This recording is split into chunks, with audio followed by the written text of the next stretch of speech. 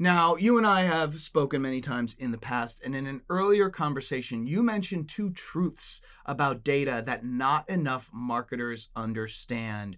Could you share that with our listeners? So the two truths still hold. And the first truth is data is treated as a commodity Mm-hmm. when it is not. And the second one is that we have overhyped the idea of audiences being driven by hyper precise data, um, where the more granular we tend to get, we believe that we will get better outcomes. And there are two things that have happened over time that is laying waste to that claim. One is there is enough evidence now that says that you need to do segmentation at a certain level. Yep. Get too granular, and you don't predict accurately what your audiences are likely to be or what your audiences are likely to do. And of course, if you're too vague and all over the place, then you aren't going to get results either. Mm-hmm. And the reality is that in this whole desire to use data to get really personal, we've sort of lost touch with what drives behaviors.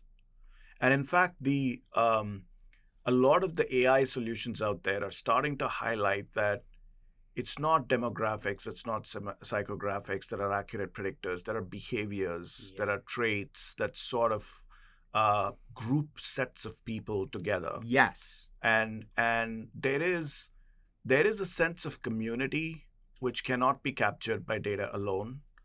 And in fact, synthetic data sets now are in many cases accurately capturing broader aggregate behaviors.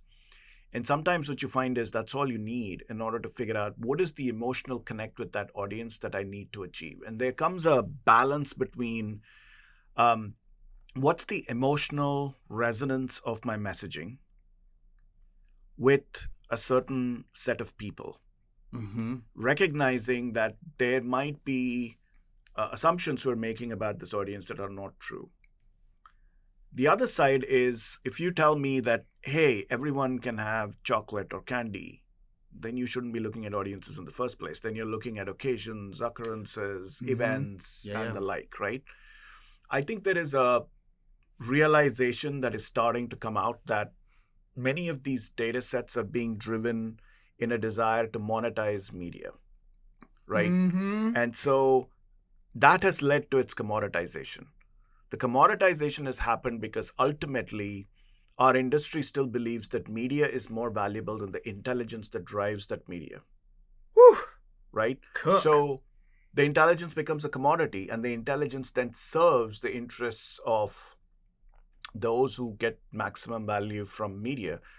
Ironically, who are actually intermediaries more than anything else. They neither own the media asset nor do they actually own the budget. They sit in between, and they're sort of making these decisions about where this money goes, and they're increasingly driven by what data signals lead to greater monetization, which is why, again, if you step out and you say, let's take a look at a real person's life.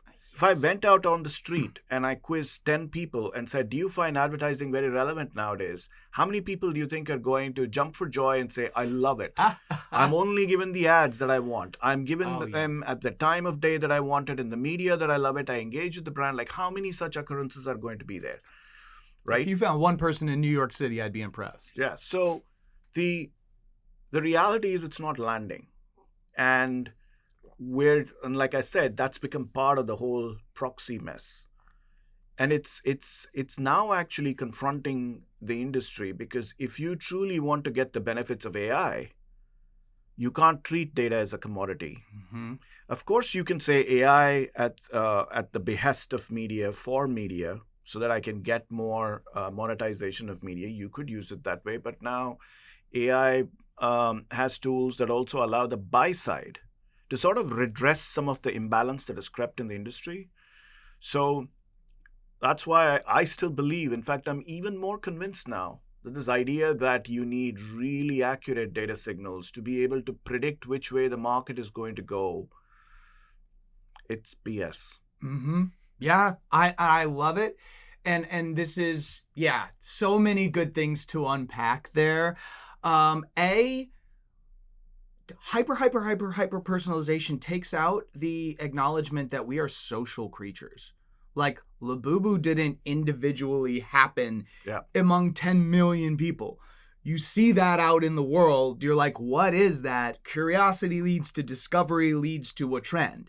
Like, people aren't going around in their own one single serving pods and only changing their behaviors and views like due to the things that are served directly to them. Yep. Another thing is, if broadcast was completely and totally ineffective, don't you think we probably would have stopped broadcast advertising before digital came along? Yeah. You know what I mean? There was a reason that there was out of home and then radio and then television, and that never stopped or receded. It kept going and going and going. Broadcast advertising, to a certain extent, works. Yep. So I love the idea that we have gone kind of past the threshold of relevant segmentation and everything that you just kind of set up where, now the data outcomes are tilting more toward the sellers benefiting.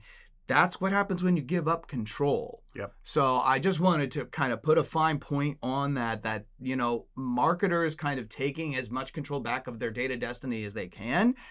This is not just a nice conversation or a philosophical thing. These are having very real world results.